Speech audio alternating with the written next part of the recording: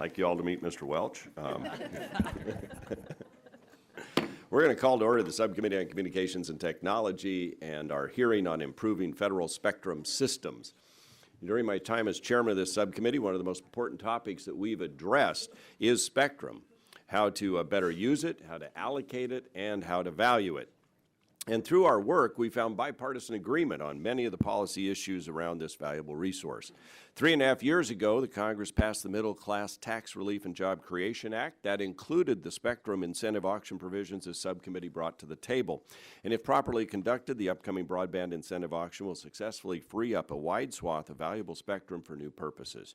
But with worldwide demand for wireless connectivity expected to grow 400% in the next 3 years, and given that the U.S. government is nowhere close to meeting the goal of repurposing 500 megahertz as called for in the National Broadband Plan, it's clear we have more work to do. One way we can continue to free up additional spectrum is through the use of the Commercial Spectrum Enhancement Act. Under the CSEA, commercial providers bear the cost of moving federal incumbents to clear spectrum. Given the budgetary pressures facing the country and the significant challenges our defense agencies face as a result of fiscal belt-tightening, I think we have an opportunity to work together to optimize the value of underutilized spectrum and upgrade equipment and services used by the federal agencies. Though there are many hurdles to overcome in clearing and reallocating federally held spectrum, we've proven it can be done with great success. The best example of this is the AWS-3 auction, which made 65 megahertz of spectrum available for wireless broadband and raised more than $44 billion. The AWS-3 auction worked. Now, let us move forward by giving agencies new tools that would allow them to become more innovative and efficient in how they use spectrum. Under current law, federal spectrum users receive compensation for relocating spectrum-based systems and can upgrade equipment to further their mission. Carriers get the opportunity to purchase a resource that they desperately need, and above all, consumers will have better mobile broadband service, allowing them to access the services and information they so clearly want and need. Building on this successful process, today we're considering two pieces of legislation that will help move America forward. First, Representatives Guthrie and Matsui's Federal Spectrum Incentive Act allows interested agencies to take part in an incentive auction where they're compensated for relinquishing spectrum through auction proceeds. Currently, agencies are only allowed to be reimbursed for sharing or relocating. This legislation would actually incentivize agencies to take a hard look at their spectrum use and to give up the spectrum that they do not need. We're also considering a bill that would require the FCC to report back to Congress with draft auction plans. Now, this legislation is intended to help establish a more consistent and predictable supply of spectrum going forward through a formal process between the Congress, the FCC, and NTIA and other agencies.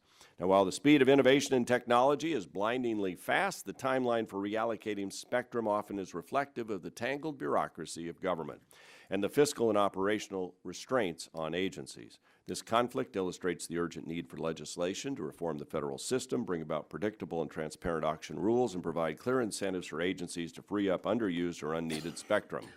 We can move forward on this front while at the same time making sure agencies who rely on the resource for mission-critical operations have the most modern communications technology in the world.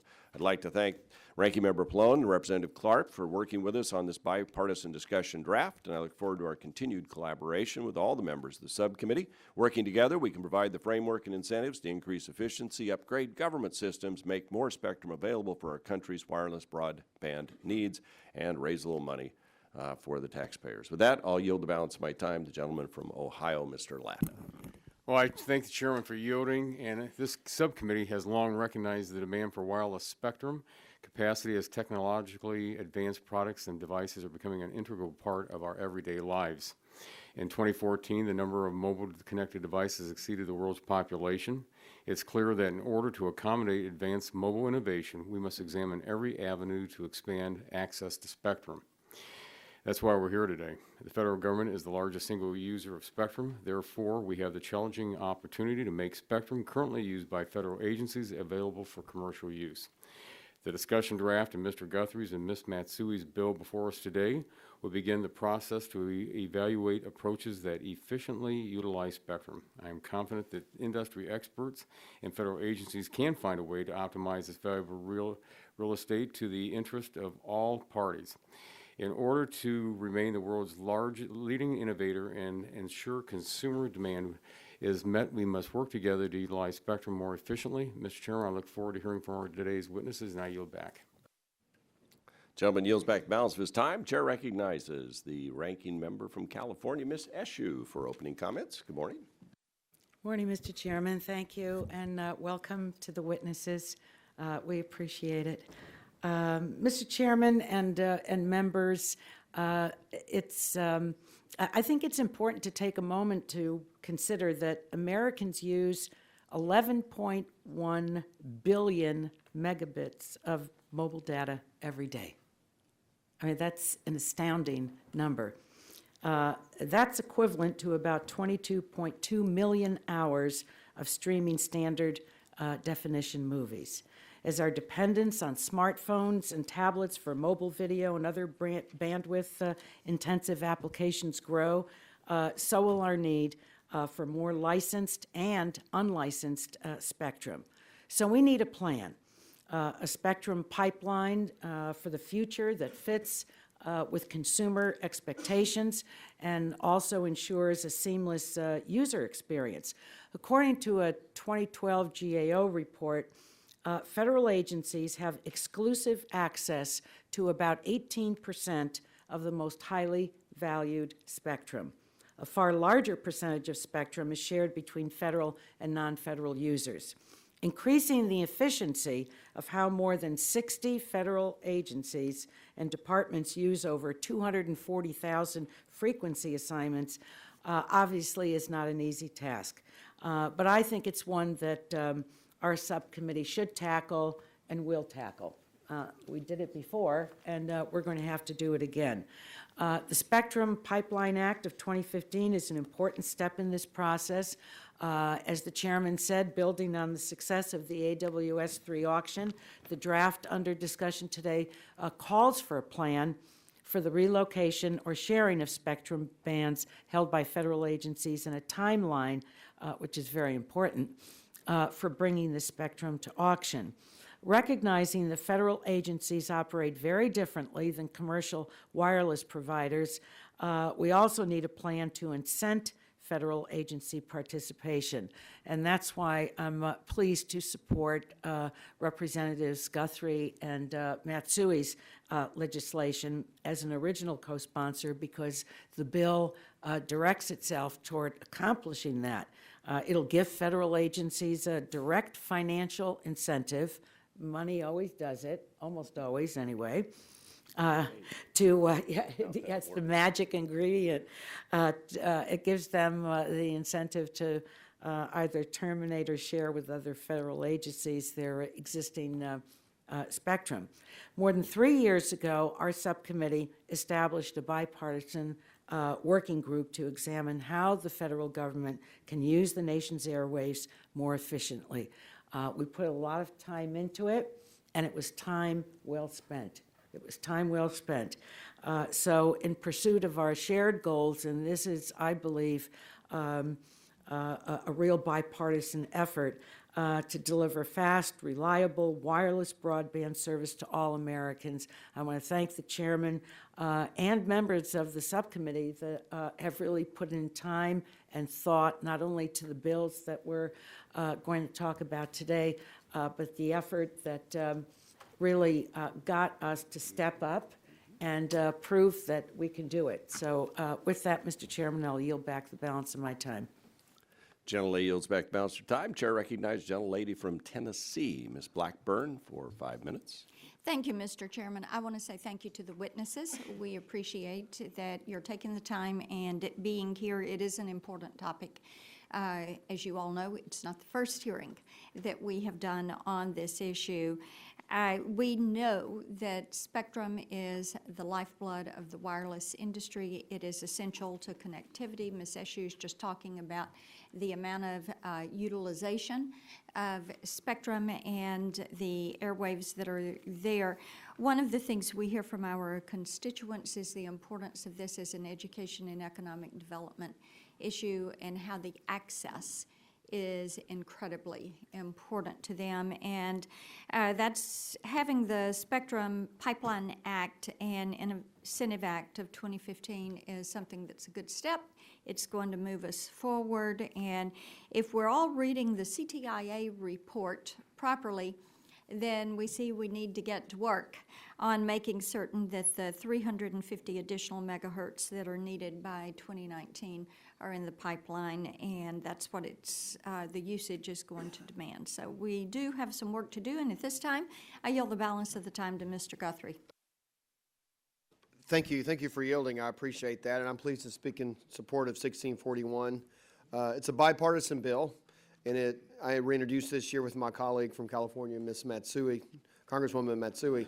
I always appreciate working together as co-chairs of the Congressional Spectrum Caucus, and we hope to see this bill advance. I said before, and I know my friend Mr. Berenbrock is from Ratcliffe in my district, and I said before when I went around the 2nd District of Kentucky, I never had a platformer set up and said, send me to Washington and I'll deliver you Spectrum. It was something that I didn't know I'd get involved in until I got here, but how important it is, and it's important to people of the 2nd District of Kentucky and people throughout the country, because whether you use it to browse apps or news articles on your mobile phone or you're a first responder just trying to get resources to an emergency situation, we all rely on it.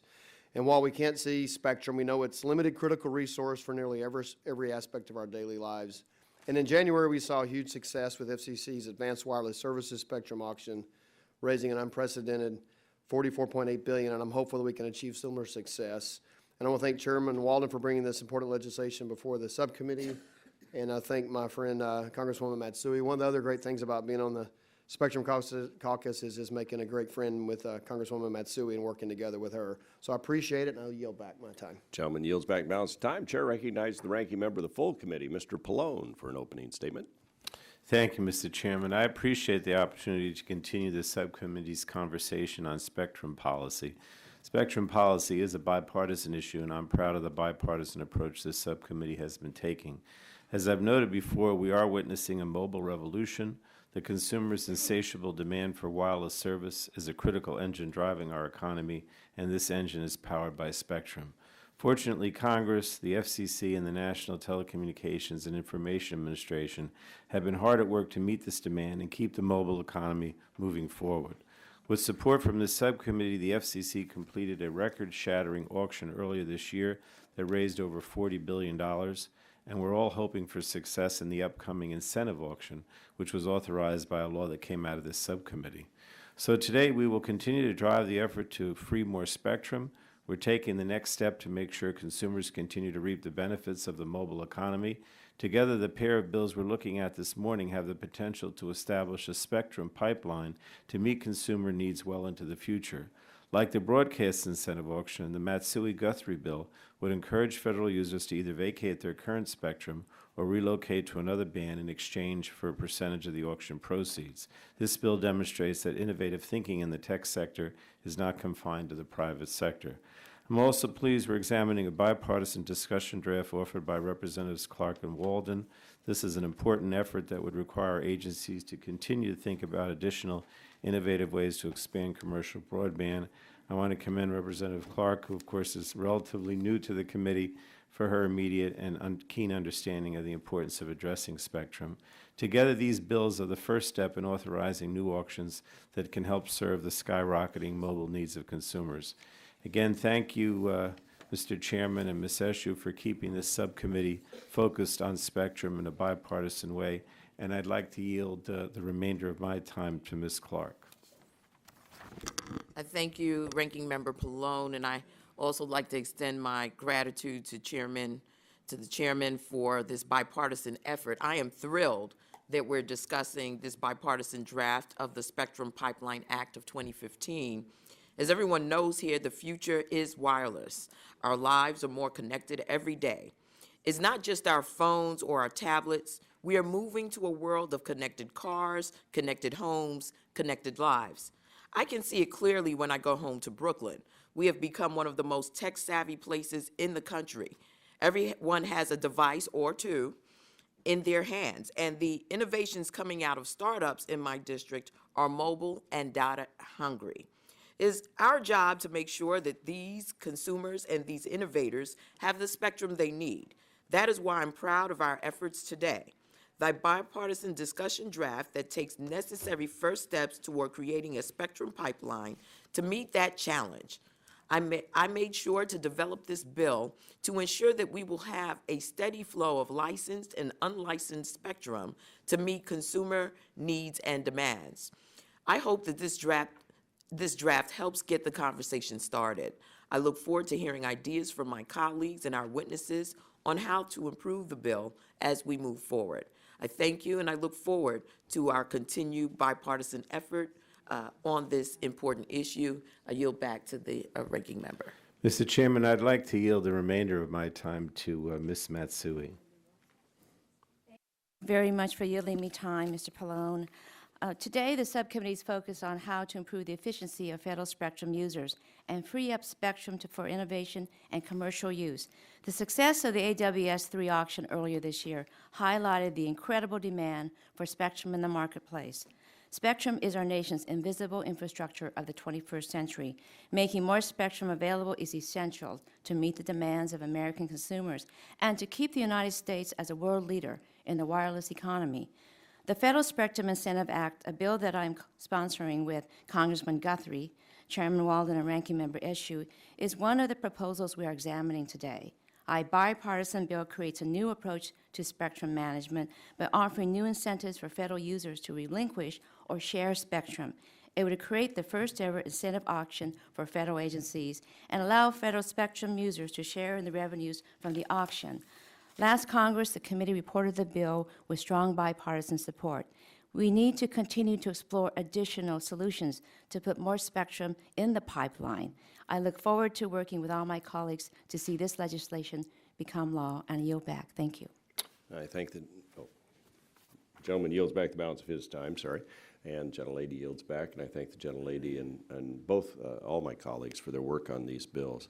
We're going to go now to our witnesses. We want to really thank you all for coming. I've read your testimony. It is most insightful and helpful, and we look forward to your sharing it with everyone. And so we'll start with Philip Barenbroek, the Counsel for Government Affairs at Public Knowledge. Sir, we're delighted to have you here. Pull that microphone fairly close, make sure the light's lit, and the floor is yours.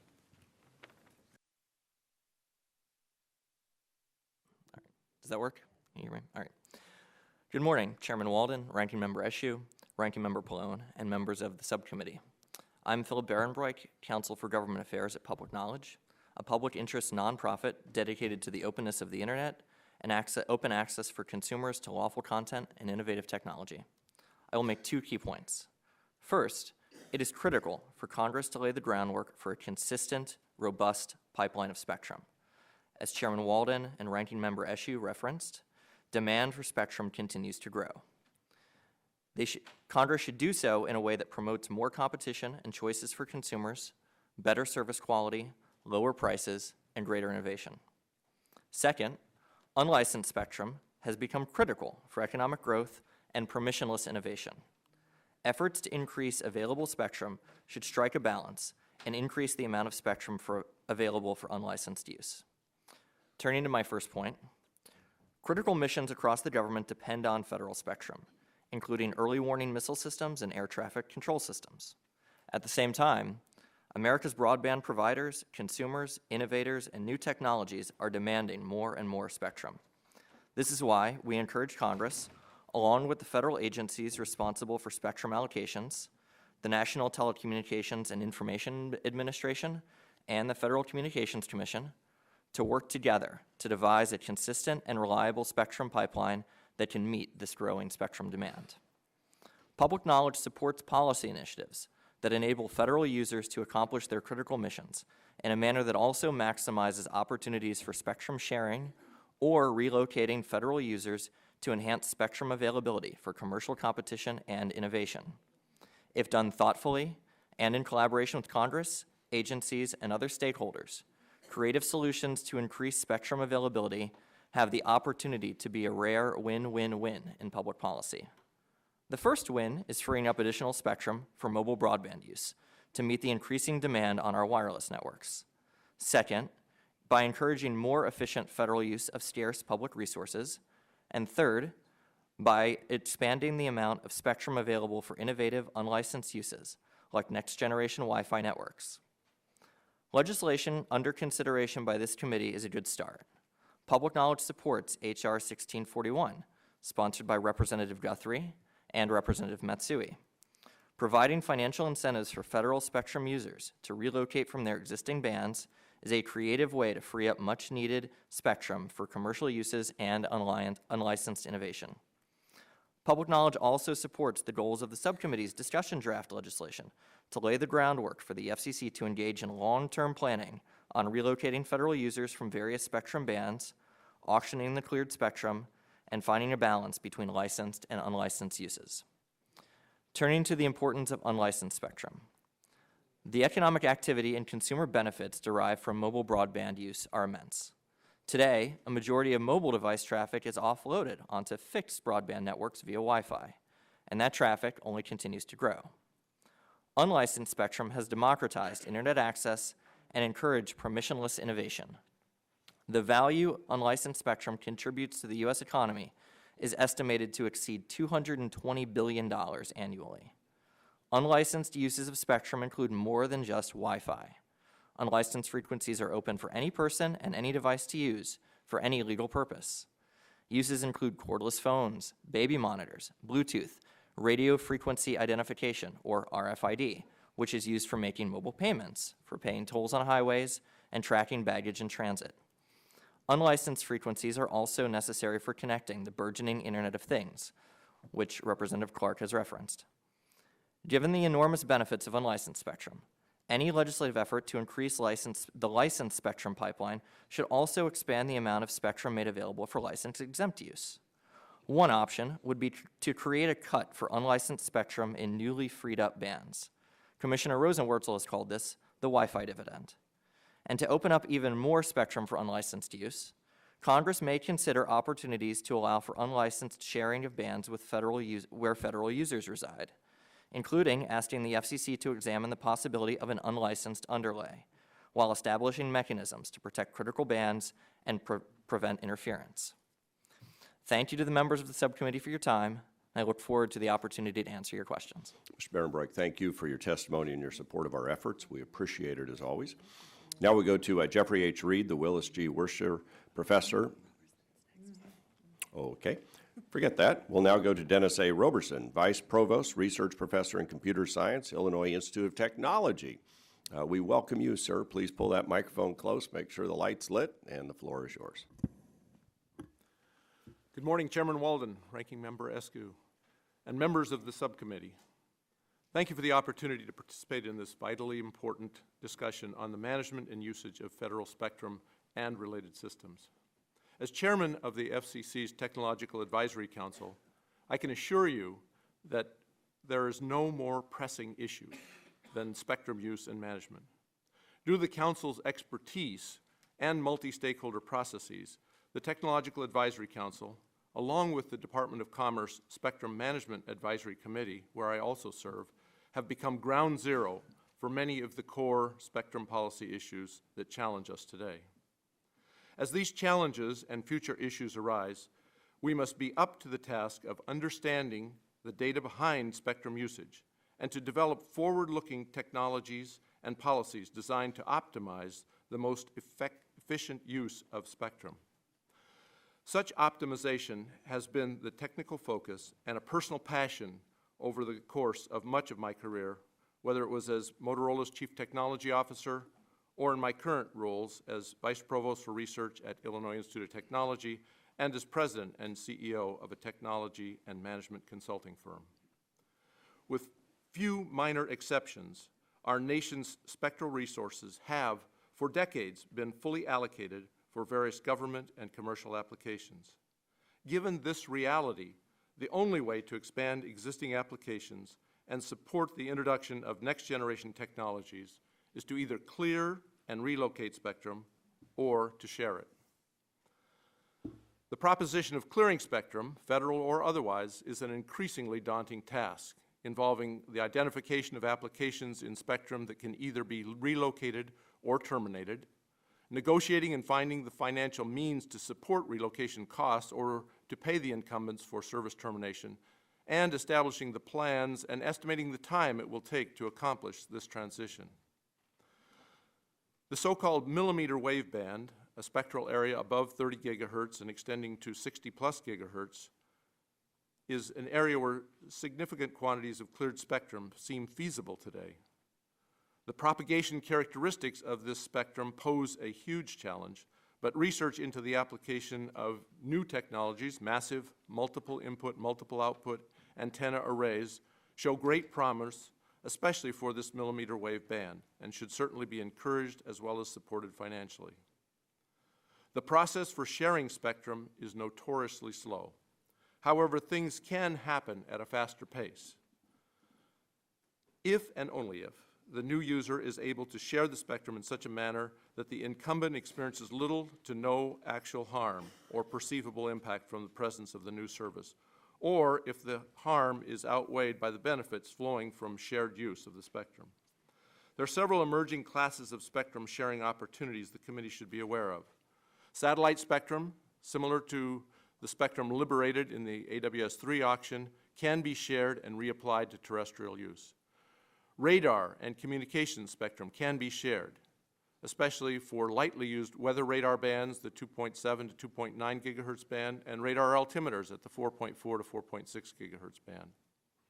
Bidirectional sharing, which would, among other things, enable the government to employ lightly used or unused commercial spectrum when they need it for government activities, such as DoD tests, and satellite spectrum allocations around the GNSS band that would more efficiently be used for terrestrial purposes. We cannot make more spectrum, but we can utilize spectrum more efficiently. The key point in all of this is that nearly all spectrum that is not currently being fully utilized can technically be used with spectrum management policies that are forward-looking and driven by efficient use. The emerging use cases of these particular spectrum frequencies will enable the rapid transition to next-generation technologies like 5G, thereby maintaining the U.S. leadership in cellular technology deployment. 8 years ago, I set up the world's first Spectrum Observatory in Chicago, where we look at how heavily particular spectrum and frequencies are being used over a period of time, down to the second level. Wide-scale deployment of similar spectrum monitoring equipment in high spectrum usage environments could help policymakers identify spectrum for either clearing or sharing.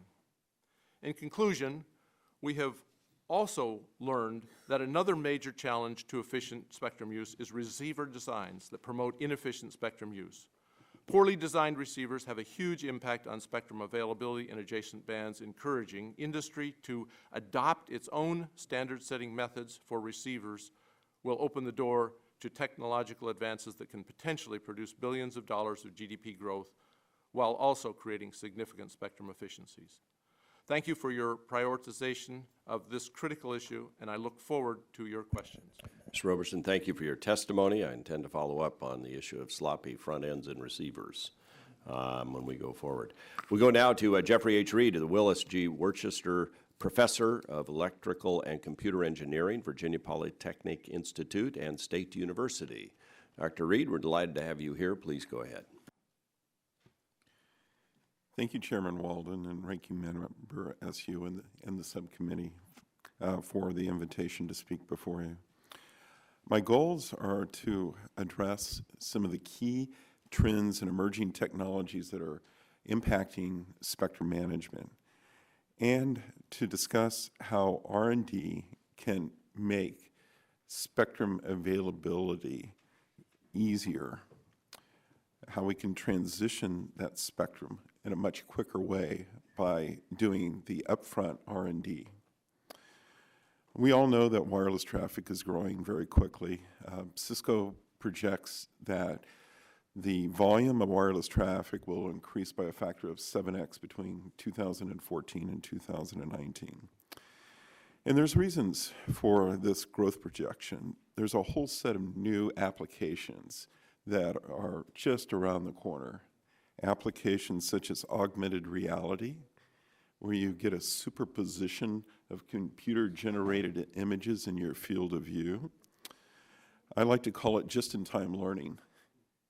the ability to be able to do complex tasks through augmentation. Ambient intelligence that predicts the way that we will use things. And telemedicine and elder care, huge benefits in having wireless technology for these particular areas. Being able to compensate for cognitive impairments, being able to keep people in their homes safely for a longer period of time. This is going to be made feasible by using wireless technology. There's a whole bunch of new technologies that will help us to achieve this goal of greater wireless traffic, things such as small cells, miniature base stations that 20 years ago would have cost $1 million, now $200 at Best Buy. Higher frequencies like Dennis Roberson talked about offer the potential of providing huge amounts of bandwidth. And then there's two technologies that I think are particularly relevant: spectrum sharing, which we're starting to see in AWS-3, as well as the 3.5 gigahertz band. And another one that is probably not quite as appreciated, and that's software-based infrastructure. The basic idea behind this is that we digitize the signal at the antenna and we ship it over fiber to the cloud to do processing. And that's going to have some major ramifications on the way that we can manage spectrum. It is going to enable sharing both of federal spectrum and of commercial spectrum for federal users. This is also going to allow us to greatly reduce cost and add flexibility. So the role of R&D to speed this transition, well, actually I've been very encouraged by the way that policy has proceeded in the past few years. You know, changing spectrum policy has always been known to be incredibly slow, and if you look back over the past few years, some amazing things have happened. However, I think we can do better. And I think we can do better and being more prepared for this transition by doing our upfront R&D. For example, the AWS-3 transition was very successful in bringing in revenue, but I think it could have been better. And the reason is that there's still unknown issues on how the commercial systems and the federal systems are going to coexist with each other. Those are R&D issues that should have been worked out beforehand. And it's the same with the 3.5 gigahertz transition. Things could have gone smoother if we had done more upfront R&D about the channel characteristics. The FCC struggled in their notice of proposed rulemaking to get this information. And in both cases, it delayed the transition of that spectrum. So I have a number of recommendations, and I'm running out of time, but I think the key recommendation is to put funding into the upfront R&D to make these bands easy to transition, quicker to transition. We have to do it anyway, so we might as well do it up front. And if you remove the risk, then we'll be able to transition these bands quicker, and we'll be able to perhaps even obtain more money for the federal government, because risk causes a discount in the pricing of that spectrum. So in conclusion, I encourage more forward-leaning in the planning and the R&D, and this will shorten the transition times to make this valuable economic resource available to us. Thank you, Dr. Reed. We appreciate your testimony as well as that of your colleagues at the dais. It's very interesting, the suggestions you've come up with, the work that you all have done to look at other spectrum. And I guess the question I would have, and some of you lay out some suggestions in your testimony, if you could give us some counsel on the specific bands we should be focused in on. And I know, Mr. Roberson, in some of your research in Chicago, it's graphically evident what's in use, what's not. Because we have limited time and resource too, and we've proven we can bring agencies and private sector together and work out some of the differences. I agree with Dr. Reed on the notion of R&D in advance gives you certainty before you go into the auction, which could raise its value therefore. So that's something we'll take a look at too. But can you give us some suggestions, or if you can get back to us with them, Mr. Roberson? Yeah, I would be delighted to. Actually, if we could bring up the screens that we had earlier. If we have enough spectrum capacity, we'll I'm sure you can do that. What you may have noted as I delivered my remarks. There we go. What Could you explain that for? That's what I was Yeah. going to do very quickly. I mentioned our world's first spectrum observatory Right. in Chicago, and what you are seeing is the live feed from that observatory. So this is the spectrum usage in Chicago at this minute, Right there. right there. And what you can clearly see, this is power versus spectrum. The spectrum starts at 30 megahertz, which is just below the low end of the TV bands, and runs to 6 gigahertz, which is just above the 5 megahertz part of the, or 5 gigahertz. So for lay people, give me an idea. It kind of does the up and down there, and then goes across kind of flat. Is that the satellite band? And then Right. The flat parts are all the areas where, to your earlier question, where we should be investigating. I will apologize for the bit of a rise at the 3 gigahertz. That's an artifact, but Okay. but the elements that you see going up, and you can see television and FM radio and the like, and the cellular bands and so on. But you see large areas from 1 gigahertz to 1.7 gigahertz where there is very little activity. You can see other bands, 2.7 to 3.0 in the middle of the chart, and I know the numbers are so small you can't quite see them, but there is a blank area there. And as you go out, the 4 gigahertz, particularly 4.2 to 4.4, I call out as areas where investigation would certainly yield. and what would be on those bands today? The bands are a variety of things in 1 to 1.7, but there are satellite activities in those bands, some radar. In 2.7, 2.9, this is the weather radar bands. In 4.2 to 4.4 is radar altimeters for airplanes, which you would not normally think of as an opportunity band.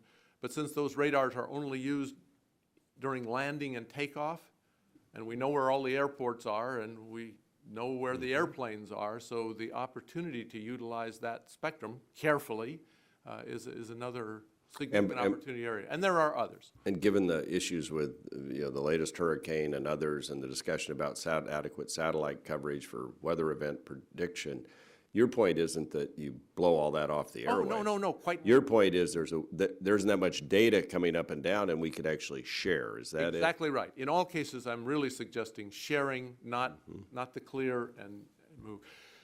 And that's the huge opportunity. When you think about satellites that are operating in the vertical direction and terrestrial use, which is in an orthogonal direction, you have an opportunity to share these bands, not in any way impacting The existing users. existing usage. I want to shift to one of my pet peeves, and that's, we just had a flood.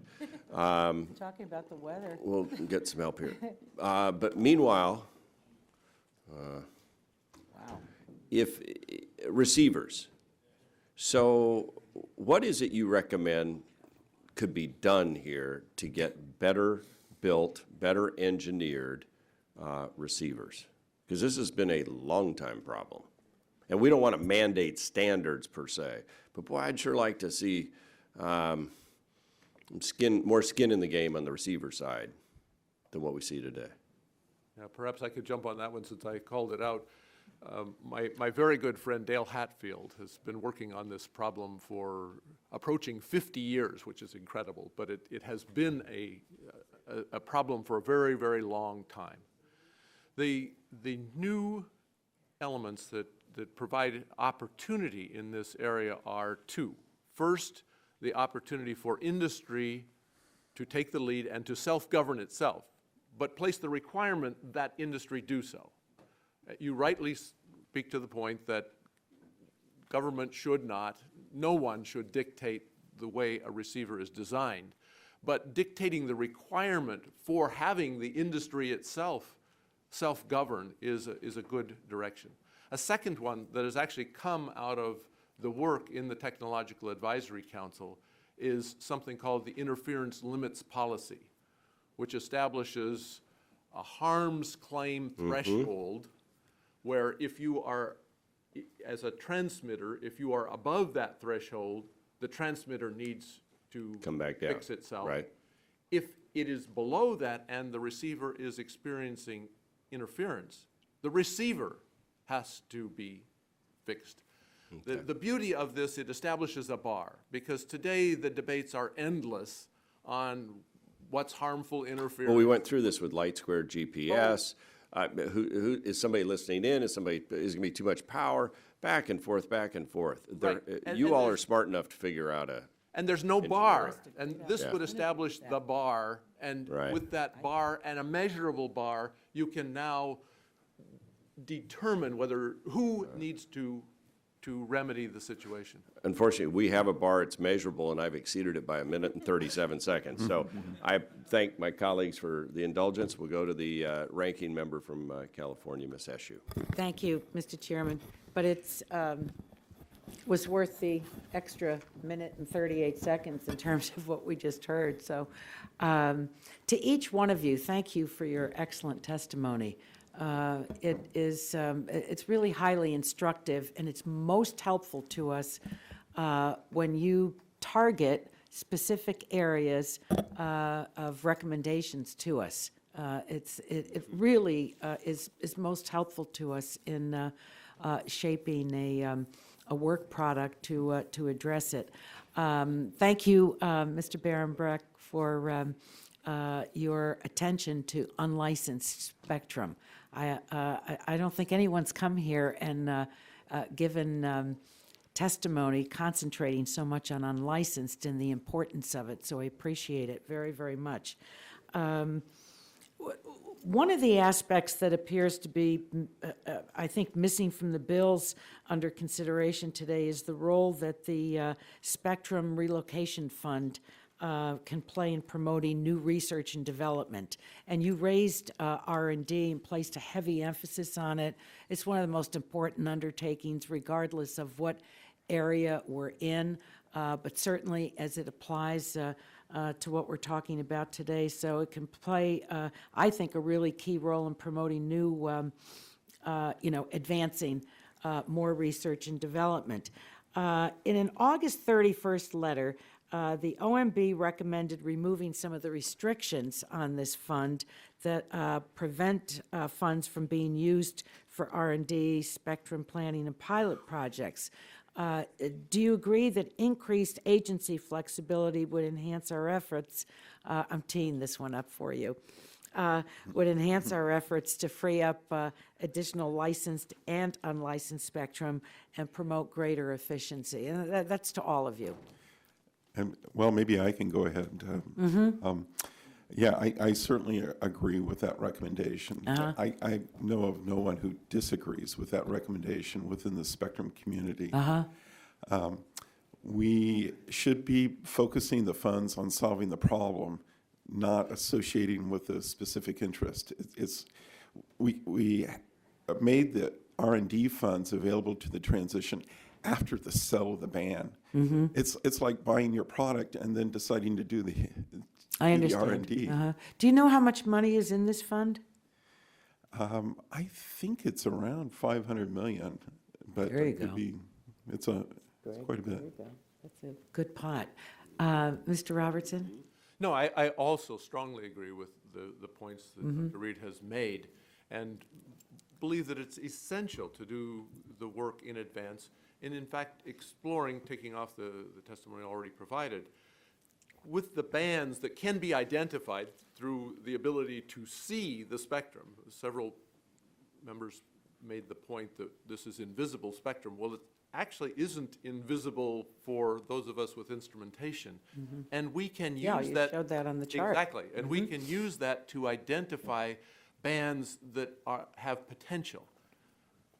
But there's a need for funding for the researchers to then take the next steps and to really understand the parameters to allow that. I don't know whether this belongs in the Matsui-Guthrie legislation or the other, but I think that this is something for us to pay attention to. Mr. Behrenbrock? Hi, thank you. Yes, I think we're all in agreement. We would like to see creative and innovative ways that make federal spectrum users more efficient. That way it can facilitate spectrum sharing or in ways to facilitate relocating those federal users to free up that spectrum for both licensed and unlicensed uses. It's one of the reasons why we support HR 1641 and we support the ideas you mentioned as well. That's great. Mr. Robertson and Dr. Reed, you were both members of the PCAST, weren't you? Yes, we were. Now, have we made any real progress, in your view, in implementing the recommendations? I thought it was an extraordinary report. I know all the members put a great deal of time and effort into it. I mean, that was, and we thank you for it. In some ways, I think it's underappreciated. But do you think that, tell us what you think we have not harvested from that fits with what we're discussing today? Yeah, I think we've made great progress since that report. The 3.5 gigahertz band, I think, is a great example of that. The FCC pretty well followed the recommendations of the PCAST committee and how to structure it. I think we could have done it faster if we had known some basic principles. And here's the basic principle. If you have a transmitter over here with so much power, how well will that be received inside of a building some distance away? I mean, that's pretty fundamental. It is. But yet, at that band, there was very much information on that. It should have been done beforehand. Mr. Robertson? Yes, I would agree that there has been a great deal of progress in the PCAST report. And actually, Jeff and I had the opportunity to write a fair amount of that. So it's. I read it. Very, very close to Read it all very carefully, so, yeah. Good. Yeah. There are things, though, that have not yet been really touched, though they have been talked about. The wireless model city, the test city that was described in the report, really has had discussions, but no action taken at this point. The subject of the bill, providing stronger incentives, was another item in the policy proposal that has, as yet, though I'm delighted to see the work going on here, it's a very intractable problem, but it still needs more work. Thank you very much to each one of you. Thank you, Gentlelady. Thank you, gentlemen. And let's go now to Mr. Latta, the Vice Chair of the Subcommittee on Communications Technology. The floor is yours. Well, thank you, Mr. Chairman, and to our panelists, thanks very much for being here. And Professor Robertson, if I could start with a question for you. A 2011 GAO report found several flaws in the spectrum management and use monitoring practices of the NTIA. At the time, GAO made 3 recommendations to improve NTIA's oversight of agency spectrum use, one of which remains open, the development of a strategic plan. Do you believe that there are areas for improvement in the NTIA's practices? There are always areas of improvement for all of our practices, but particularly in this area. One of the things that is needed, and I will really go back to the spectrum observatory capability. The practice out of NTIA is to solicit from the users of spectrum their usage models, then to collate those and thereby predict the usage across the country, as opposed to independently assessing that use of spectrum. And that's a huge flaw. If you're asked, are you using your spectrum? If the answer is no, I'm going to take it from you, there's a pretty easy answer that comes back from that sort of assessment. And that's the difficulty in a very high contrast way with the approach that NTIA is able to use at this point. Let me follow up with how have the tools like their federal government spectrum compendium improved our ability to review and assess the spectrum use? Are you familiar with that? I couldn't, How have their tools like their federal government spectrum compendium improved our ability to review and assess the spectrum use? okay, you're speaking to the Spectrum Observatory data that we've Right, collected. okay. I think that's what you're asking. It's been actually enormously helpful, because not only do we have the screen that you've seen, but we've kept the compendium that you're talking about. We have 8 years' worth of data for Chicago. So we not only know how it's being used today, but we know how it's been used for the last 8 years. We've begun to expand that, and in fact, we have a Spectrum Observatory that is resident on Dr. Reed's campus, so we're able to observe the usage there and, again, capture the data over an extended period of time. So that enables us to look at the spectrum, to identify the places where spectrum is ill-utilized, and then begin the process of researching that spectrum and how it could be better utilized. And we're able to do that. Often there are critics that say, oh yeah, you looked at it at this time, but if you'd looked at it 3 months earlier, it was heavily utilized. Well, in our case, if you want to look at 3 months earlier, we'll go back and look at 3 months earlier.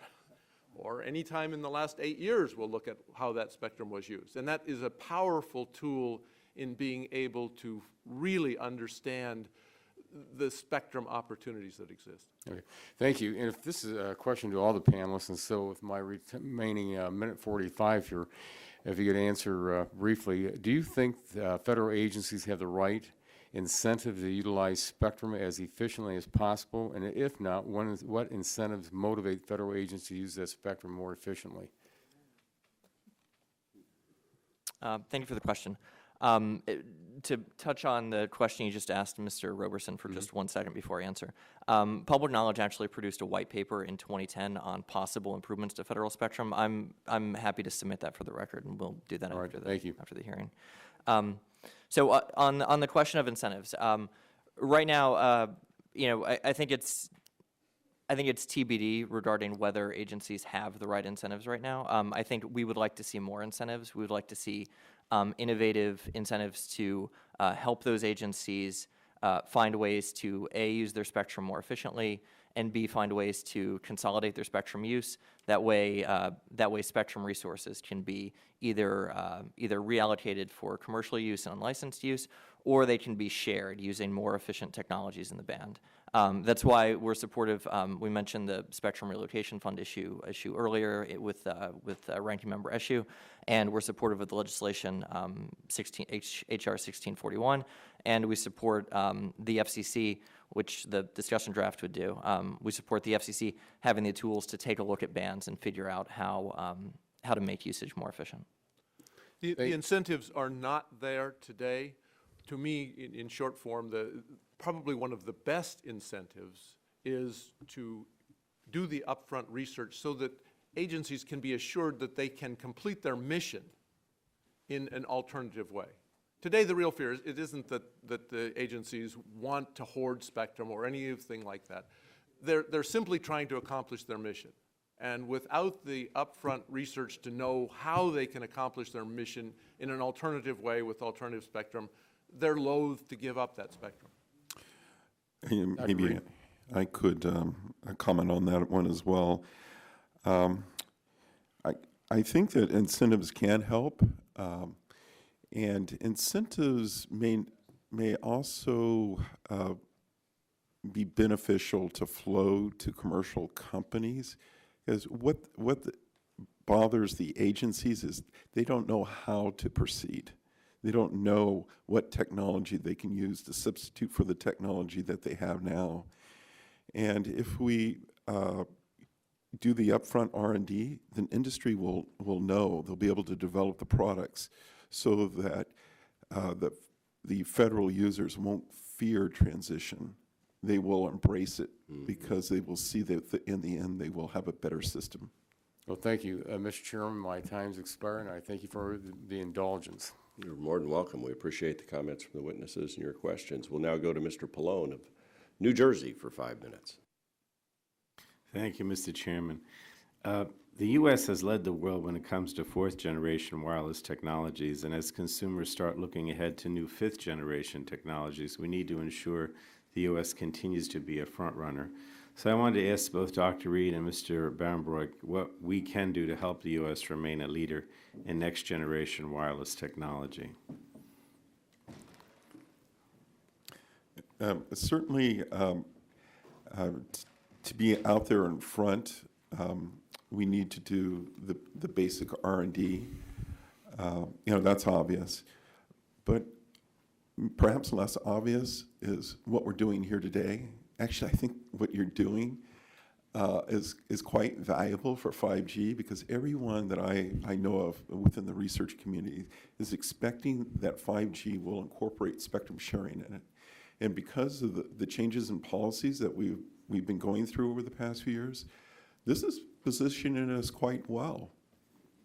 It's growth through good policy. All right. Mr. Barenbroek?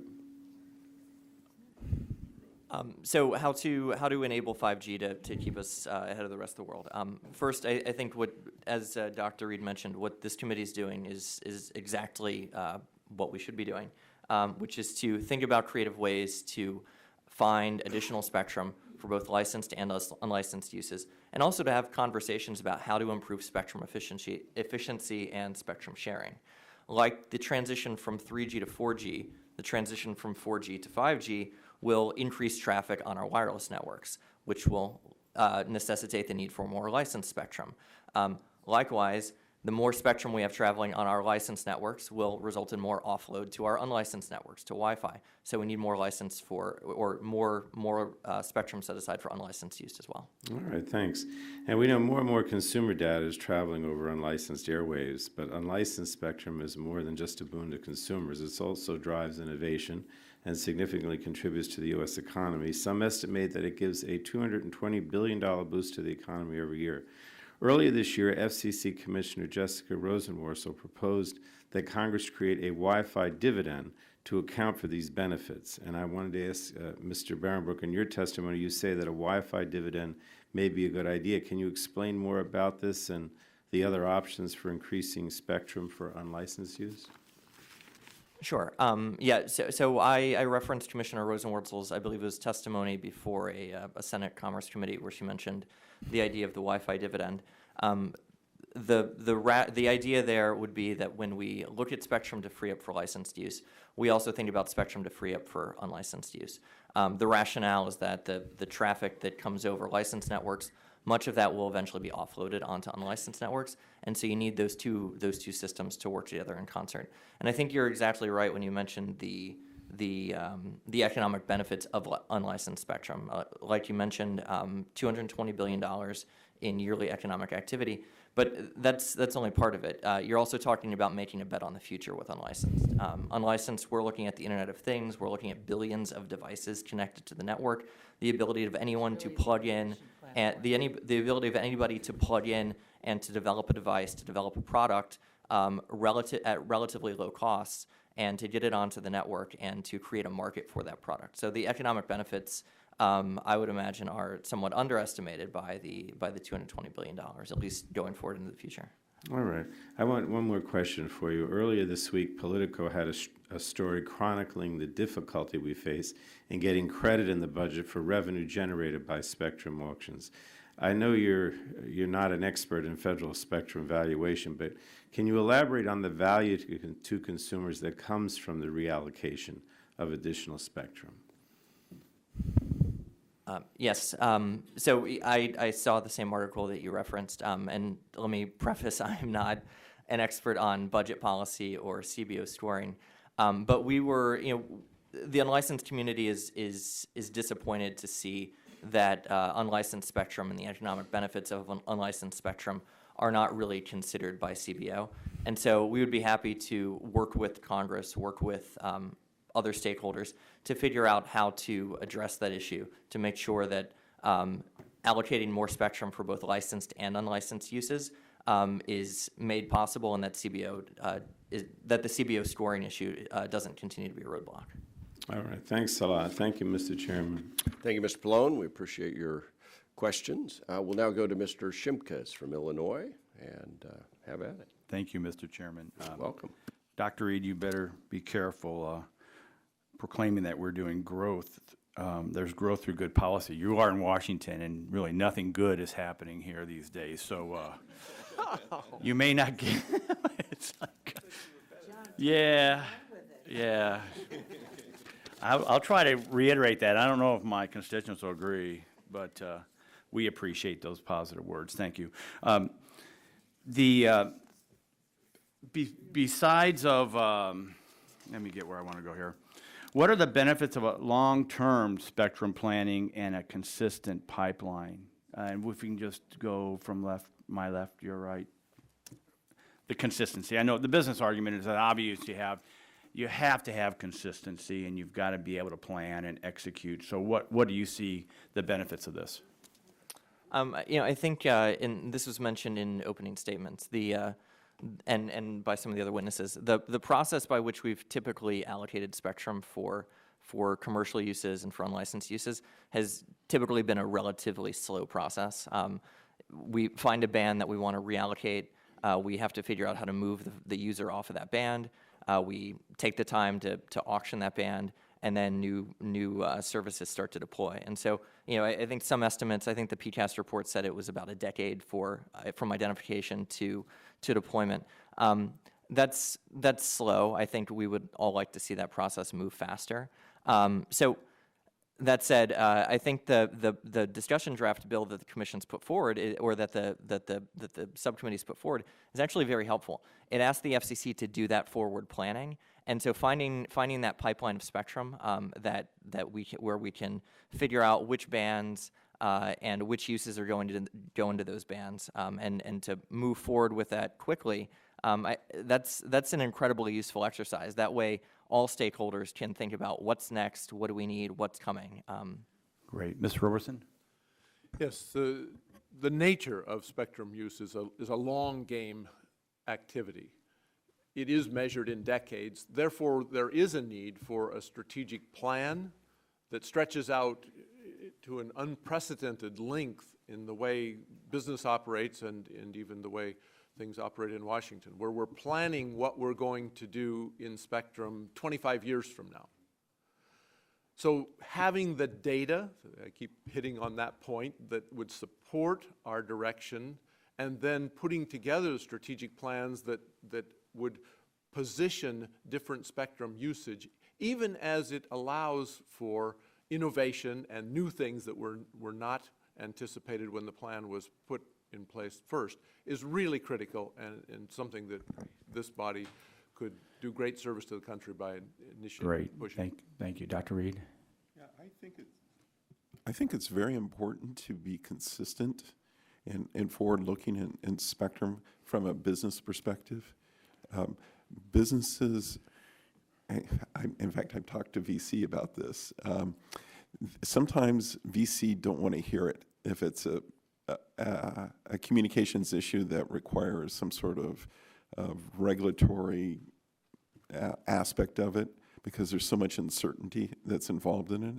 If we have consistency in our spectrum policy and with a plan, then businesses are more likely to be funded. Yeah, great. Professor Roberson and Dr. Reed, you are both members of, I think I pronounced this right, CISMAC or CMAC, or whatever it's called. Both of A federal advisory committee comprised of spectrum experts that provides advice and recommendations to NTIA. And Mr. Brenbrock, your colleague at Public Knowledge is a member as well, I believe. Oh, he's back there hiding.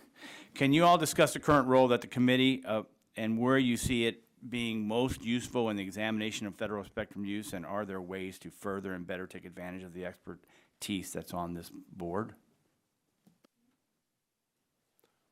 Yeah, go ahead. I guess I can take that one because I'm actually the ranking member of this body on that particular committee.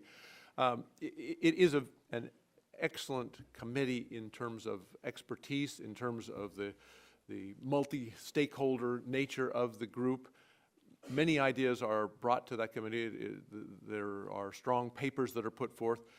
It is still a slow process, though, and expediting that process, giving more meaty problems to that body to sink their teeth into and to execute on is a very good thing. NTIA, Department of Commerce certainly do that, but I think they would be more than open to the questions that this body would have to be brought to them. It sounds like governmental, slow and methodical, but I appreciate it. Thanks. Gentleman's time has expired. We now go to a gentleman from Vermont who's not here, Mr. Welch. Mr. Getz not here. Ms. Clark, I believe you're next. Thank you very much, Mr. Chairman. Dr. Reed, in your testimony, you spoke of this for the sake of efficiency, it being necessary to invest in upfront due diligence. Based on your experience, what is the main challenge when it comes to finding spectrum bands that could be reallocated? I think the main challenge is understanding how the new systems that would enter in that band would potentially interfere with the legacy users. And that involves getting an understanding of the nature of what we call the channel, the propagation channel. How well will the signal transmit? It also means looking at the susceptibility of those systems to interference. And this requires studies, upfront R&D, well beforehand, and developing the planning tools. And in some cases, there can be issues in terms of classification and ITAR as well when you deal with DoD systems. And sometimes that breaks down the communication between the commercial entrants and the legacy DoD users.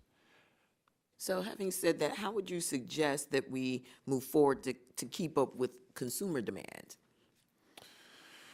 Well, I think we need to get commercial entities talking very early with the Department of Defense. With these transitions, they will not go smoothly. I mean, there are always going to be things that come up that weren't expected. And if we're transparent on both sides and collaborative on both sides, then we'll be able to work together to solve those problems. So it would seem to me that those discussions should be underway as we speak, knowing what we know about the almost inevitability that these requests are coming down the pipe. I agree with you. Okay. Did you want to add something, Mr. Roberson? Yeah, I'm always delighted to add. Okay. But in this area, I think the key point is doing the work up front to the degree possible, as Dr. Reed has said. The other point that I would add, though, is that having an independent arbiter, if you will, technical arbiter, that can provide the input on whether a particular proposition is technically accurate or not is very, very important. Such an arbiter has been recently established under the Department of Commerce in Boulder. NASTN is the acronym for the organization. And I think this organization can be extremely valuable in helping to sort through some of these issues and expeditiously and independently coming up with resolutions that will stand the test of time. Very well. And after the incentive auction next year, excuse me, the next major auction could be years down the road. So what are the next generation technology demands on spectrum? Have we been able to understand what that is and what it looks like? And that's open to the panel. Want to start? So in your opening statement, you referenced the Internet of Things. I think the Internet of Things is the next generation demand on that network. Billions of devices are going to connect to one another, largely through small cells using unlicensed spectrum.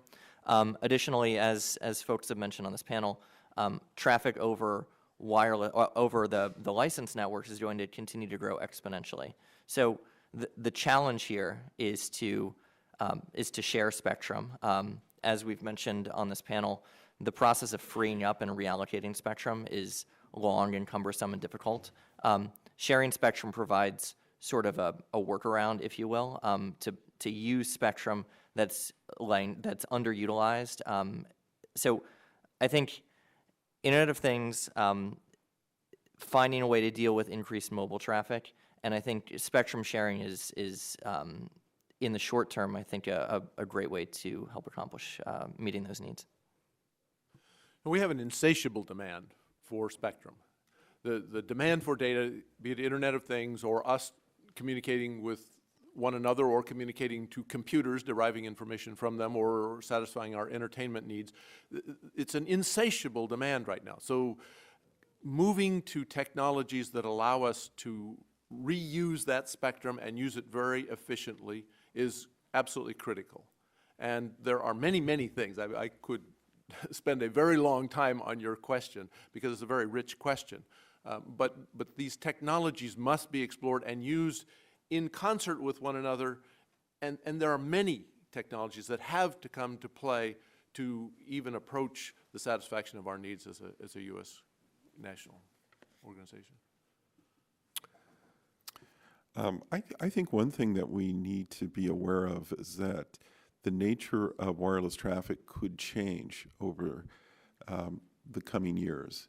And by that, today, we are receivers of information. You know, we receive our email. We don't compose a lot of email from our BlackBerries or iPhones.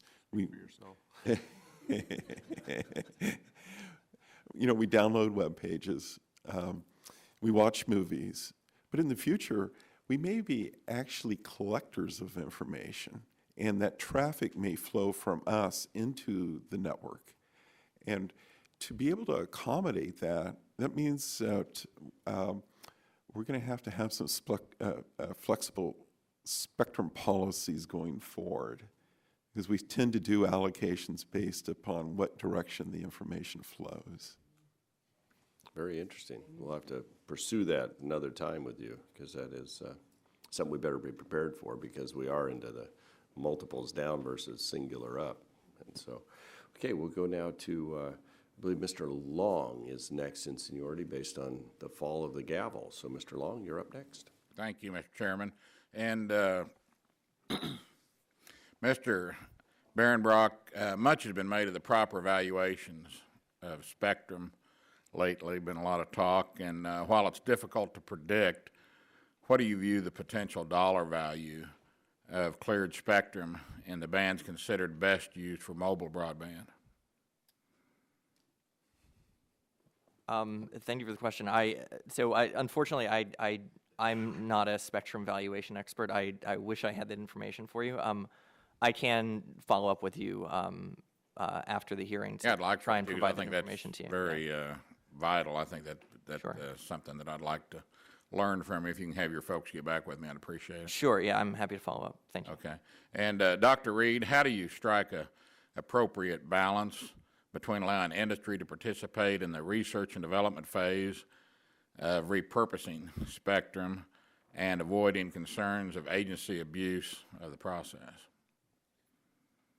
Well, let me see if I understand your question. Are you saying How do you strike an appropriate balance between allowing industry to participate in the research and development phase of repurposing spectrum and avoiding concerns of the agency's abuse of the process? Well, in that phrase, avoiding the agency's abuse of the process, I take that to be that sometimes there is a clash between legacy federal users and those who want to enter the band. And, you know, it's understandable. It's human nature. We want to protect what we have. I think what needs to be shown up front is that this is going to benefit the current users of that spectrum by doing this transition. That the commercial entities will help make that transition go smoother. They'll, in the end, potentially have even more capabilities through that collaborative activity. So we have to build trust and transparency. Okay, thank you.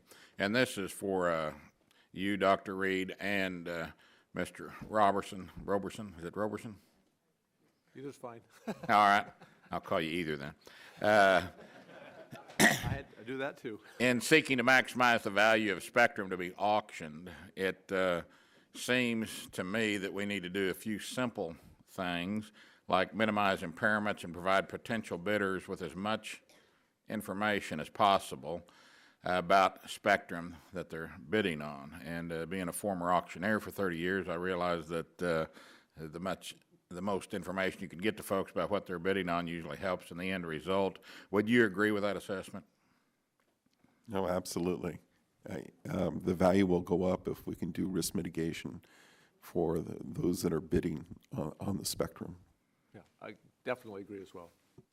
With respect to impairments or exclusion zones, do you agree that we should base our judgments on real-world usage rather than worst-case analysis that might assume more interference than is really realistic in the real world and thus reduce the value of the spectrum to the potential bidders? Dr. Reed? Oh, that is so true. There has never been a communication system that has been able to get by without interference. And sometimes I see in FCC issues claims of interference, but it has to be significant interference. You just can't say it's going to interfere. You have to have a balance of risk with practicality. Okay. No, totally agree. Worst case analysis, when we had an abundance of spectrum, that was a wonderful thing to do. It protected everyone. We don't have an abundance of spectrum. So balancing risk is critical now, and we have the tools to be able to do that. Many other agencies do use these kinds of tools way away from worst case to a practical case, which is what you're Okay, thank you. And Mr. Barron-Brock, what opportunities are there for federal agencies to share spectrum with other agencies?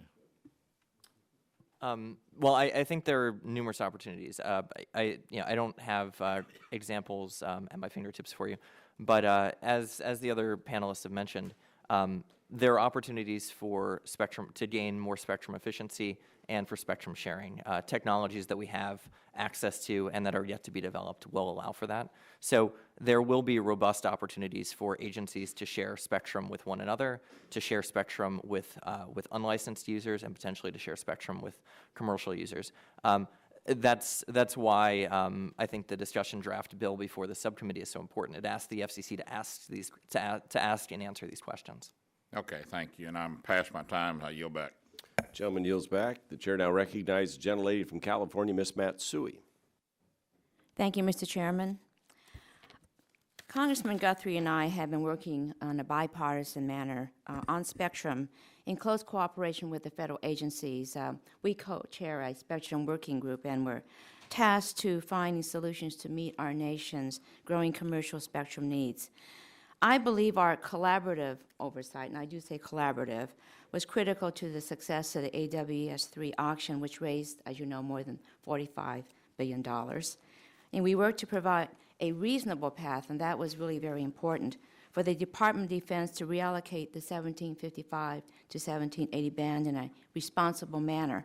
And the AWS-3 was a huge win for consumers, innovation, and FirstNet, the public safety network that the auction will help pay for. Dr. Reed, what lessons do you think we learned in the AWS-3 process? You know, I think the lessons are yet to be learned. We're still in the process of doing this transition, and there's still a number of unknowns. For instance, what will the interference be with a large number of consumer handsets? How will they impact military systems? How will the commercial systems respond to the interference that might be caused by DoD systems? How do we go about authorizing zones in which the commercial users can operate when and where? Those are details that have yet to be worked out. So far, so good. but I wish these details had been worked out earlier. Right. I think we were making reasonable progress as we were trying to do, and with our conversations with DOD, trying to get to a point where we can have our discussion and move forward, knowing that there are details that we had to work on later. Yeah, I would say don't slow it down. No. I don't want to sound like we should slow this down and work out the issue. understand We that. just need to do more of the upfront R&D, have more people working on it beforehand. Now, Dr. Reed and Mr. Roberson, I know that you both serve on PCAST, and that 2012 report from that group stated that federal agencies may have no incentive or authority to enhance their use of spectrum if the cost depletes the budget available for their core mission. My legislation with Representative Guthrie seeks to provide that incentive, encouraging federal agencies to be more efficient by allowing them to share in auction proceeds. Mr. Barenbroek, do you agree that these financial incentives can be a game changer for federal agencies? Yes, we do think they can be, and we hope they are.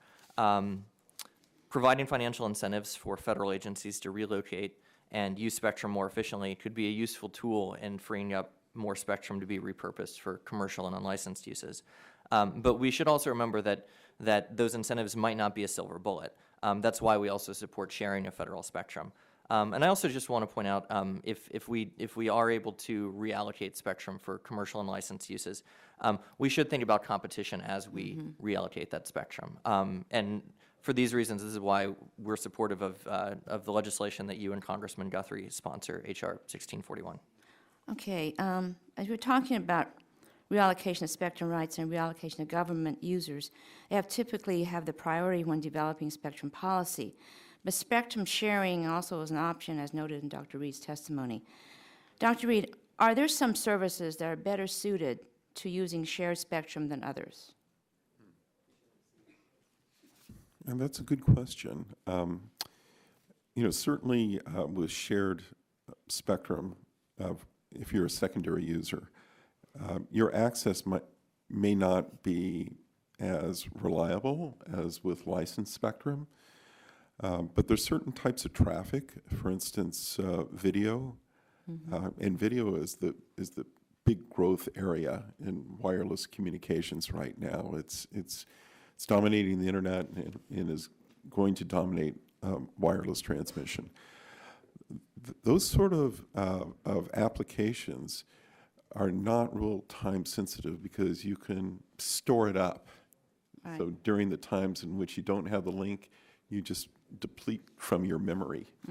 So there are better applications. Some applications are better than Well, others. can you think of scenarios in which spectrum clearing through relocation may be preferred? Yeah, I believe that there should be licensed spectrum, there should be unlicensed spectrum, and there should be shared spectrum. Now, where the boundaries lie, of course, that is going to be controversial. Licensed spectrum does have its benefits in terms of being able to guarantee the quality of service. But on the other hand, shared spectrum also has a role. One of the use areas for shared spectrum is it's kind of like an overflow spectrum. If an operator's network is being impacted, they could always go to their shared spectrum reserve to help fill those needs. So it's a combination you're talking about? Yeah, Okay. it's like with energy as well. Where the power company can turn off your right. your. I understand that my time is up, so Okay. thank you very much. The gentlelady's time has expired, and the chair now recognizes the gentleman from Texas, the chairman emeritus of the full committee, Mr. Barton, for 5 minutes. Well, thank you. A lot of times at these kind of hearings, we have to ask political questions, and sometimes we have to ask got-you questions, but sometimes we can actually ask fact-based questions and admit that, at least in my case, I don't know anything. So I'm going to ask some fact-based questions because I don't understand spectrum. I made D's in electrical engineering, I am an engineer, but I made D's in electrical engineering. I made C's and B's in physics. I'm old enough to remember the old radio dials. You had 600 on the low end or 500 and 1600 on the high end. I never understand the difference between AM and FM. But I'm trying to get a handle on this spectrum, and I understand we have two engineers here that know all there is to know about it. So in this room, how much spectrum is there right now? Is there an infinite amount of spectrum, or is there a finite amount of spectrum? Yeah, I'll grab that. There's definitely a finite amount of spectrum. Finite. Which is the challenge. It is divided up into frequencies, but it is very finite. It is temporal in that it is reusable. The spectrum that we have now, we have again now. So it is reusable. See, that confuses me. Well, the spectrum is the same, but its use is temporal. So if you're using it at one moment, it can be used again a few moments later. If we didn't have the FCC, Yes. would it make any difference how much spectrum was used in this room? I mean, if, Well, it depends on its use. Yes, it would definitely make a difference in how much is used because of the spectrum being allocated for purposes like the AM radio that you were describing. That's a band of spectrum, a set of frequencies that are allocated for a specific purpose. There's another band allocated for, or several, for television, for FM, for cellular, it has several bands. But this is the allocation. but what I'm trying to get at is why we need to worry about this. Is there, at any given moment in time, can only one broadcaster or user be using a specific, to use your term, band of spectrum?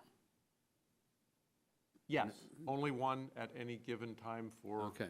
If I'm on the 600 band spectrum in this room, can somebody in the next room also be on the 600 band of spectrum? And then the next room? What? Yes, under the right circumstances so that you don't have power that leaks across room boundaries. See, I don't understand that. Oh, What does that mean, well, don't have power? Yeah, well, what you do actually understand it. If you throw a rock. I'm glad you got No, I'll explain it very quickly as I do to my classes. If you throw a rock in a pond, it creates I'm waves. not a college level student. I'm a first grade level student. That's why I threw rocks in ponds. Okay. I have thrown rocks in ponds. Yes, and when you threw a rock in the pond, there was a big wave close to the rock, right? Yes, sir. And as you got out to the edge of the lake, there was almost no wave motion at all. I never saw that far, but I'll take your word for it. The notion is there's a finite amount of energy that's inserted at a point. and Okay. as you expand, the incremental amount of energy seen at any point on the circumference of that is diminished. Okay. So in this room, you can have a finite amount of So a energy. 1 watt radio station wouldn't go very far, but a 100,000 watt radio Precisely. station. I told you knew a lot about this. Well, I do remember what a watt is. That's a measurement of power. So I got that. Yeah, see, some of my, they won't admit that they don't know either, but they're nodding their heads. No, but you've hit a very important point. You really have hit an extremely important point. If you use low power, you can reuse that spectrum over and over Lots again. of people can do low power. Lots and lots of people, as long as they are geographically separated. Okay, now, last question, because my time's about, is any of this spectrum better than, I keep saying the premium spectrum. Yes. What makes spectrum better than other spectrum? This is the point that Dr. Reed made around propagation. Different spectrum at different points propagates better through the walls, for instance. Some spectrum will go right through the wall and not even see it.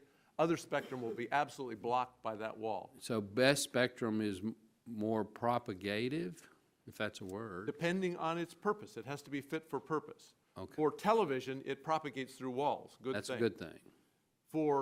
If you want to keep the information enclosed in this room, you want to use a very high spectrum, high band of spectrum that doesn't propagate through the walls because you wish to contain the spectrum and you wish to reuse it.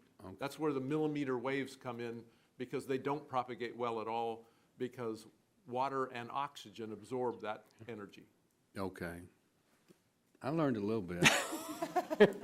Thank you for humoring me, but I really don't understand it, and the only way to learn is to ask questions, and I'm willing to ask I them think in it, public. I give you an enormous credit, because around here, people don't want to acknowledge what they don't know, and there's nothing wrong with that. Well, if it were, You this can't- were oil and gas, I wouldn't admit that I don't. Yeah, I know. Yeah. Elko, I'll admit I don't know. Well, I think it's very important what you said. Well, we too. appreciate the gentleman's line of questions, and his time has expired, and the chair now recognizes the gentleman from Ohio, Mr. Johnson, for 5 minutes. Thank you, Mr. Chairman, and thank you to our panelists for joining us today.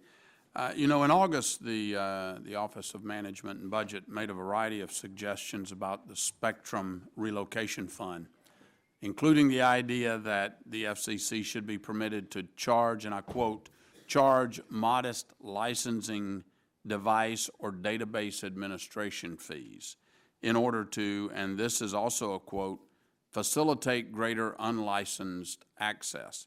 Now, I support efforts to open additional and appropriate bans for unlicensed use, but I am firmly opposed to proposals to impose a tax on devices that use unlicensed spectrum. As the Internet of Things grows and more devices are connected, that could expand the taxman's reach to not just my phone, but my car, my refrigerator, my thermostat, and all sorts of other devices around the home that utilizes spectrum. I think that's a terrible idea. So for the panel, what are your views on the administration's proposal to tax devices that use unlicensed spectrum? And we can just go down the row there. Thank you for the question. Public knowledge has not taken a position on that question specifically, but I might be speaking out of turn here. I would imagine that when we do take a position that we will not support taxes on devices, on unlicensed devices. Okay. Thank you. Dr. Roberson? Yes, I'm not actually familiar with this proposal, but it doesn't sound like a very good idea to me, in that you wish to keep the airwaves as open as you can, and this would seem highly restrictive, especially with the billions of devices that are likely to be out there in the Internet of Things world. Okay. I don't even know how you would administrate it. Yeah. Dr. Reed?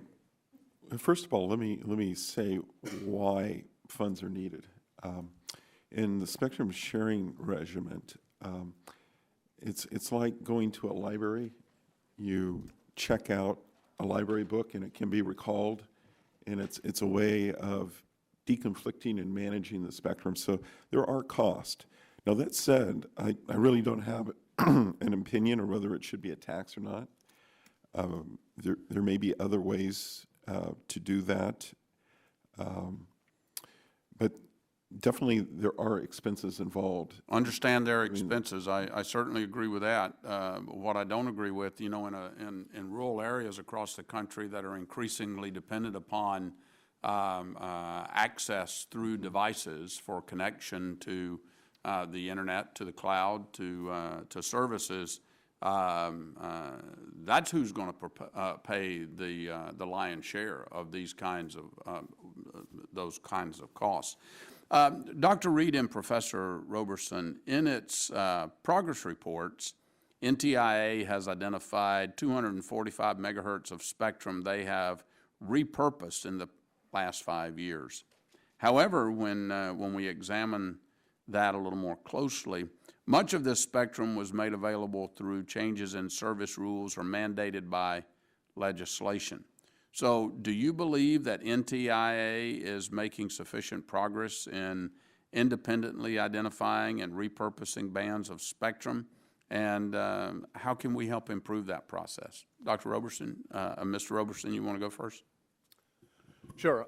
This is an enormously challenging area, identifying the spectrum.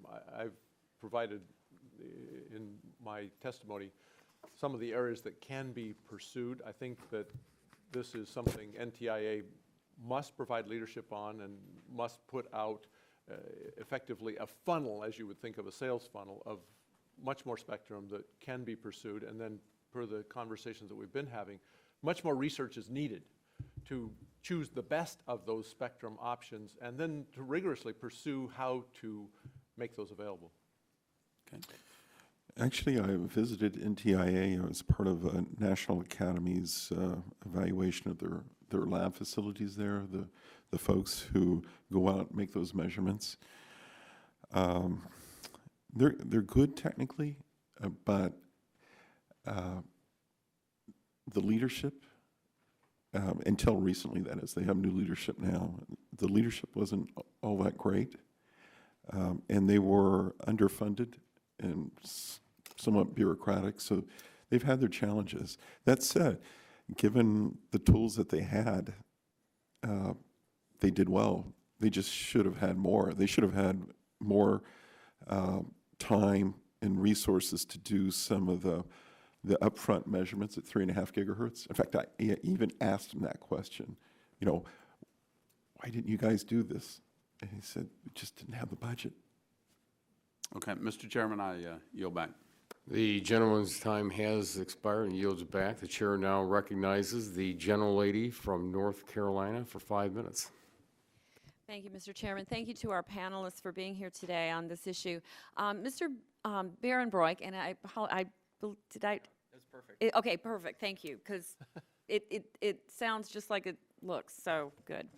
You mentioned in your testimony the importance of unlicensed spectrum, in particular the unlicensed underlay. Can you elaborate on this concept and why it would be a potential solution as a reform to spectrum policy? Sure, and I've been saying that all my life, that it looks like it sounds, so I'm glad to be validated on the record. So the idea of the unlicensed underlay, basically there's consensus that there's a need for more unlicensed spectrum with the Internet of Things coming, with the amount of traffic that's being offloaded onto unlicensed networks. A federal underlay would allow for unlicensed use in bands where federal users reside. The idea would also be to make sure that critical federal functions, for instance, things like national security functions, are protected, to take all interference mitigation steps that are necessary. And also to ask the FCC to figure out how would this work? Is this workable? Is this possible? Which bands are ripe for spectrum sharing? And doing that would potentially open up, I think Chairman Walden mentions at the start of the hearing, 18% of the best spectrum is allocated for federal use. It would allow for unlicensed use of that spectrum, which, as the other panelists have mentioned, a lot of that spectrum sometimes is, I'm not going to say it's unused, but it's used intermittently, and so it would put that spectrum to use more efficiently. I have a question too, as we're moving towards the 5G and basically the interest from the American leadership on that. The question I have is, won't this require a great deal of the greenfield spectrum, otherwise bands that are not being used for 4G, and won't the spectrum need to be a mix of low, middle, and high frequencies? And what has been identified so far, if there has been? I can take the part of the question regarding the need for low, middle, and high frequencies. I think these gentlemen might have more concrete thoughts on the specific bands that should be allocated. In the FCC's mobile competition report, which came out in the spring or summer of 2014, they identified that for licensed networks to operate, the networks need a mix of low band and high band spectrum.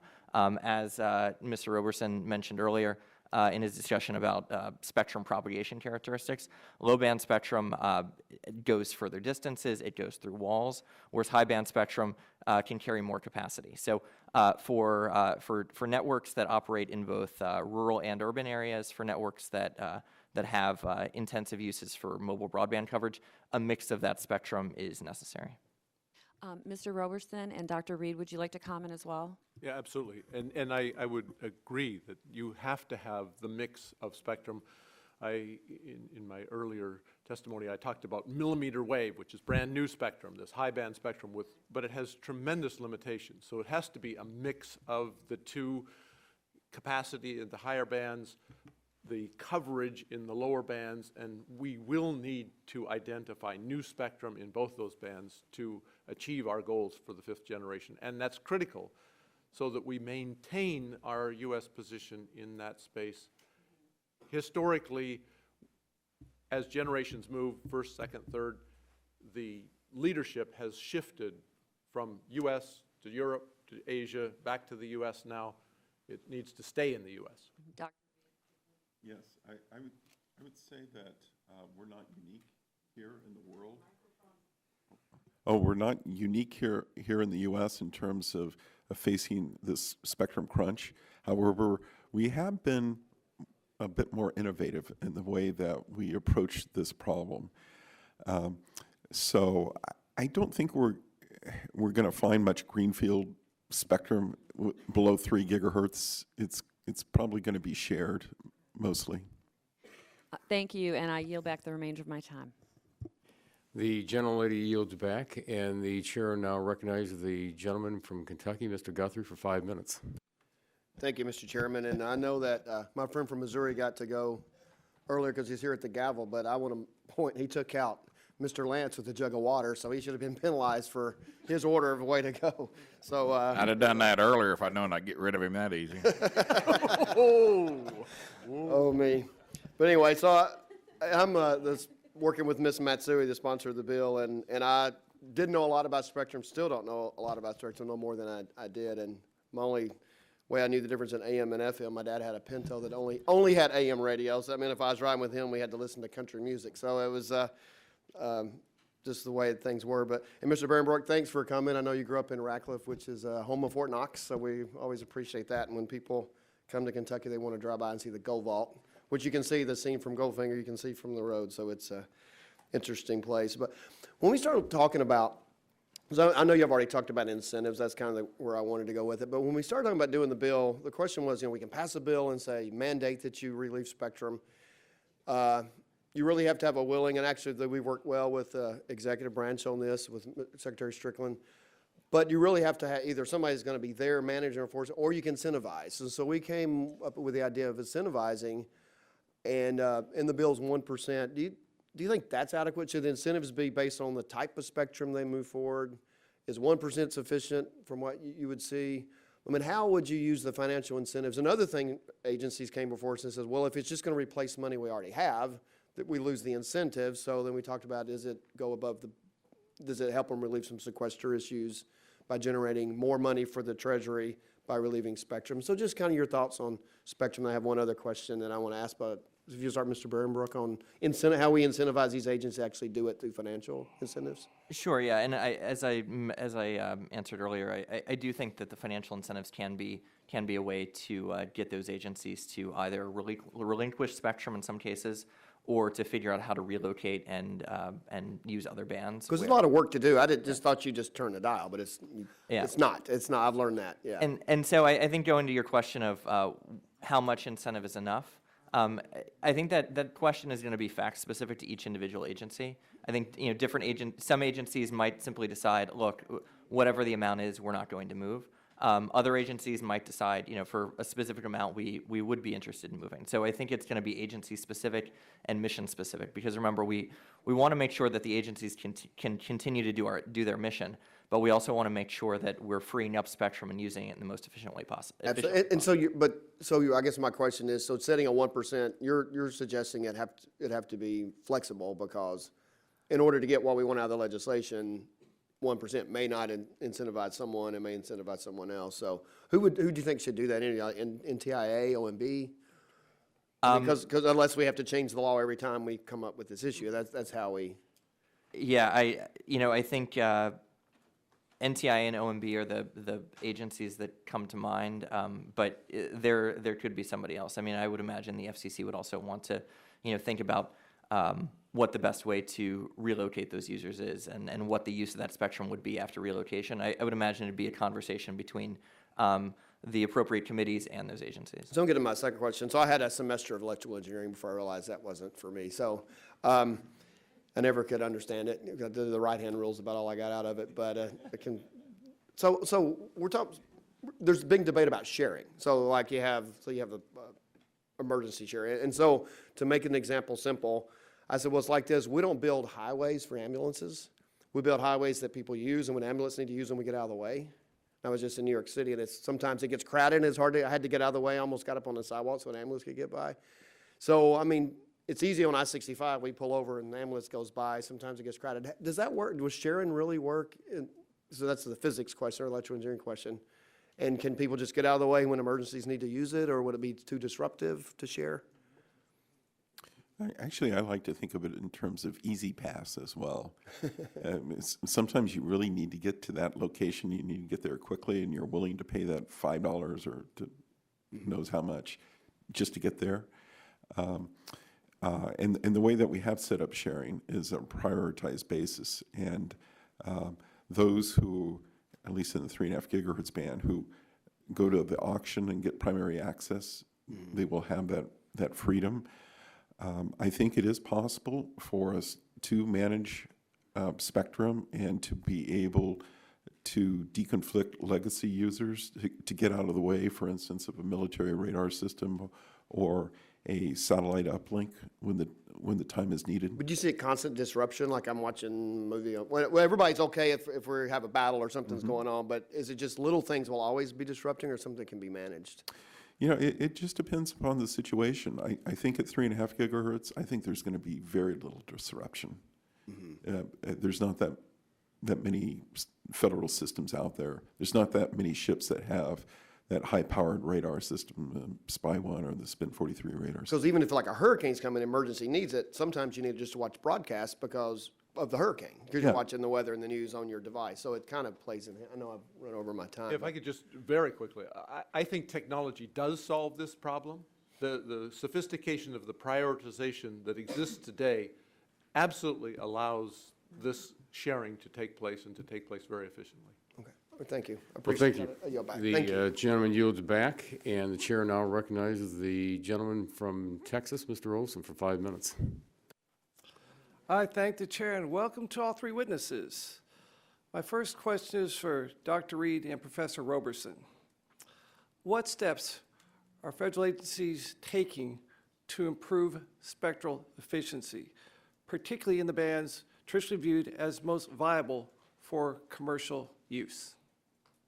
Big question. Your thoughts, Dr. Reed? Well, in the case of the AWS-3 transition, they are moving some of those systems out, and they're consolidating these federal systems together in a different band. So they will be more efficient users of the spectrum that they have. There will, however, still need to be some legacy systems that operate there because of the amount of time and money it takes to move those systems out. And there are some technologies that can help with this. Frankly, I don't think we know how well they will help at this point. Again, that gets back to the R&D issue. Yes, sir. But I think that we will be able to leverage some of the great properties of long-term evolution LTE, fourth generation cellular. It's actually quite robust to interference. So I'm optimistic that we will get good spectral efficiencies. Thank you. Professor Roberson, your thoughts, sir? Sure. There are a number of initiatives that are in the works, but these need to be expedited. So I'll give you a balanced view. There are many things going on, and Dr. Reed spoke to some number of them, but there's so much more that could be done. The way in which spectrum is managed within an organization like the Department of Defense is still very inefficient at this point. They know how to move from the inefficient approach, very human-centric approach, to an approach that is much more richly supported by technology and by data. But they have not been able to move that. They have vast systems, and they have increasing needs as well. But the opportunity is there. It just needs to happen and happen more quickly. And this would apply to many others Yes, than sir. Department of Defense. And to follow up on Mr. Guthrie's line of questioning for you, Dr. Reed, when evaluating potential bands to be repurposed, whether through auction or sharing, what are the most important considerations for us to keep in mind? How can we help and how can we hurt? Oh, good one. Certainly, policy is going to make a huge impact. Being able to move quickly, but policy needs to be grounded in good engineering. And if we don't do our upfront engineering, then we could end up in a mess. Granted, the committee and the regulatory agencies have been moving remarkably fast compared to historic performance, and I applaud them for that. And I think that should continue. I think making sure that there's a lot of transparency in the overall process, and that it's not DOD versus AT&T. We don't want to go there. They need to work as a team. So those are my thoughts. I think the biggest thing is the application of data and application of technology. There is so much inertia in the rules and regulatory processes that we have today that to overcome that and to move into the world where, for instance, the Spectrum Observatory that we put up in Illinois Tech, you can see the use of the spectrum. You have that data logged for years of time. Being able to apply data, real data, not theory, not worst case analysis, but real data to the problems and move things forward is really critical. And I think your part in this is to insist that conjecture not be the way in which decisions are made. It is rather based on absolutely solid research data that is available that concretely describes the situation, the opportunities that are in front of us. Thanks, sir. I have time, have a question for the record, but one final informal poll. Houston Astros or Kansas City Royals? Any thoughts about that, guys? St. Louis Cardinals.